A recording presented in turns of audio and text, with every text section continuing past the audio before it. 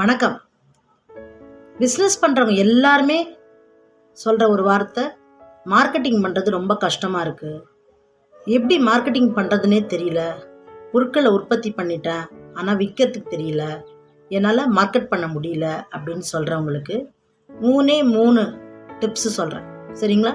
இந்த 3 டிப்ஸை ஃபாலோ பண்ணுங்கள். கட்டாயமாக மார்க்கெட்டிங் உங்களால் பண்ண முடியும். உங்களோட தயாரிப்புகள், பொருட்கள் விற்கப்படும். சரிங்களா?